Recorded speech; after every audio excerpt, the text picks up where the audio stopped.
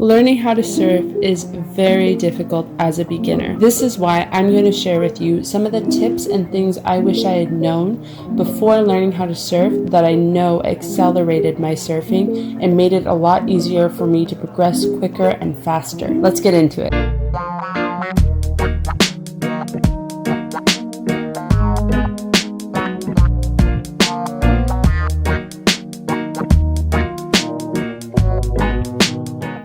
The first thing you need to know how to do when you're learning how to surf is learning how to read waves. We're going to break this down into 4 stages of a wave, from the point that you see it on the horizon to the point of it closing out and becoming whitewashed. Stage 1 is when the wave is often too weak to catch. You are not likely going to catch a wave at stage 1. But this is the perfect time to start paddling in to catch a wave at stage 2. This is right when it is perfect. There's a little bit of vertical momentum and the wave is going to come up, pick you up, and then break as you're riding on the wave. If you catch it at stage 1, it's just a small lump on the horizon and it won't actually have enough momentum. Stage 3 is a wave that is often too steep for most people. As a beginner, you should not be catching a wave at stage 3. This is going to be too steep and often lead into you nose diving. Stage 4 is when the wave has closed out and the entire shoulder of the wave has come crashing down and it has become complete whitewash. This is usually where a lot of very beginner people start out, especially on their first day, is just catching this whitewash. It's a great way to practice catching the wave and popping up quickly and matching the wave's speed. But often you will learn very quickly that this gets very boring and you'll learn how to catch a green wave, such as described in this video. So let's get into that. When you're paddling out, make sure that you use one of my techniques in this video above to help you get out into the lineup faster and quicker and to conserve more energy. Once you're out in the lineup, be sure to sit just past where the waves are breaking. This is usually where often the other surfers are sitting, and you want to be careful to not sit too far out, otherwise you will just have to paddle more in order to catch waves, and it also does not look good from the other surfers because it gives them the impression that you're hogging all of the waves. Once you start to see a dark line on the horizon, you're going to want to give about 8 paddles or so, enough to try to catch up with exactly where the wave is going to be at a stage 2 wave. This means that you will be paddling as the wave is going from a stage 1 wave, where it is just a small lump, to a stage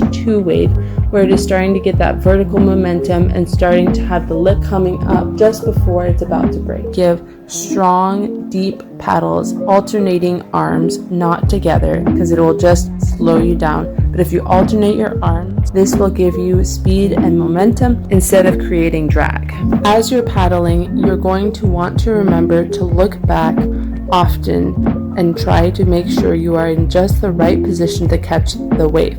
If you're too steep, you'll nosedive, and if you're too far out on the shoulder, you are just going to have the wave go underneath of you and it will not pick you up. It is also important when you're paddling for a wave to make sure you are centered on the board. You don't want to be too far back, otherwise it'll drag, and you don't want to be too far forward, and when you try to paddle for a wave, it'll just dig your nose. It is really important also to keep your legs together because this also helps prevent drag when you're paddling. Your nose should be just slightly out of the water so that your board is level.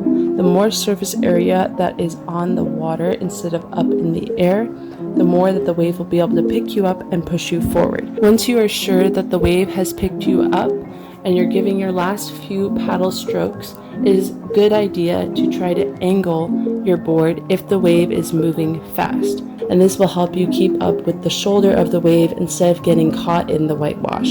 If the wave is not moving fast and is very slow, the slope is not very steep, then you'll want to paddle more towards the beach because this will help you get the most amount of speed from the wave. One of the tips that helped me a lot when I was learning how to surf was learning how to keep my head low for the last few paddles of trying to catch a wave right before it picked me up. This helps put a lot of weight on the front part of the board and helps you be able to get into the wave at a steeper angle. Sometimes if you find you're catching the wave at a very steep point, more steep than you expected, arching your back and slightly leaning back just before you pop up after you've given your last few paddles can help prevent you from nosediving. Once you feel you have caught the wave, it is really important to not hesitate to do your pop-up.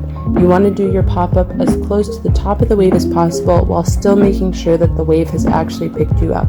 This will give you enough speed and momentum to go down the wave and to eventually, when you get more experience, maybe get a bottom turn in and then lean back, and you'll be able to get further up on the wave as well. And this can really help you to keep up with the wave and try to ride more of the face instead of just catching the wave and riding all the way down to the flats or the white water and then just riding the wave out. Once you're ready to do your pop-up, it is important to make sure you put your hands beside you, flat on the board, beside your armpits. You do not want to grab the rails of your board when you're popping up.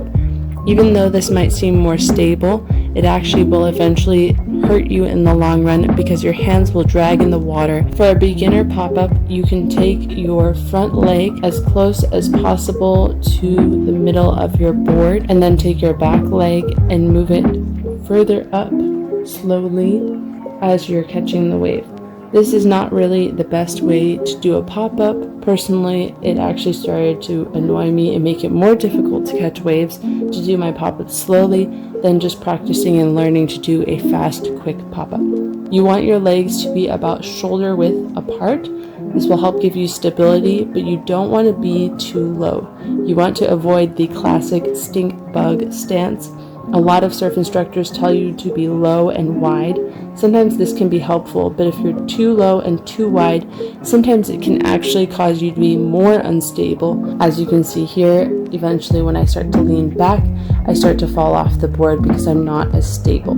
If you're riding a longboard, another pop-up technique that you can do that's not quite as difficult as a classic pop-up is to use your toes to push yourself up and bring and swing your legs underneath of you and put them right underneath of you on the stringer in the middle, shoulder width apart. This is a technique that works good on a longboard. Again, it's not the best as a classic pop-up technique because this will put too much weight sometimes on the back of the board and cause you to drag as well and to start to sink. The best technique is to do a classic pop-up where often you're using your knees to pop up and swing your legs underneath of you and then put them flat on the board on the stringer. This is the best technique to do when you're trying to do a pop-up. It's also the most difficult to do when you're not used to doing that or you're not as in shape. I know it took me some time to learn how to swing my legs underneath of me just using my knees. So if you can't do these, maybe try one of the other two more beginner-friendly pop-ups, but eventually you should try to learn and build up the strength to do a classic pop-up because it will actually help you a lot to be able to pop up quickly and then be able to ride the wave right away. Once you're riding the wave, it really helps if you're trying to go faster and more down the wave to lean forward, and if you're trying to go up further to the top of the wave or slow down a little bit to stall so that you can get back in the pocket, it helps to lean back on the board a little bit. When you are finished riding the wave, it's easy to just want to plop, but there are a lot better ways to end and finish a wave. One of the easiest ones is simply to come off of your board and try to grab it, especially if there's other surfers around you. This can just give them some peace of mind that you're not trying to throw your board at them, which is not good surf etiquette. And if you want to learn more about good surf etiquette and surf safety in the water, be sure to check out the video above. I have a whole video dedicated to understanding surf lingo and surf safety and surf etiquette so that you can have the best time out in the water. I hope this video was helpful for you, and I hope you got some really great tips for learning how to surf for the first time that you can take out with you in the water. I know that some of these are things I wish I had learned when I was first learning how to surf and would have saved me a lot of time and energy. I wish you the best of luck in your surfing journey, and if you like these videos, please be sure to like and hit subscribe to be reminded when I post more videos. I hope you have a wonderful day, and remember to stay stoked. I'll see you in the next video.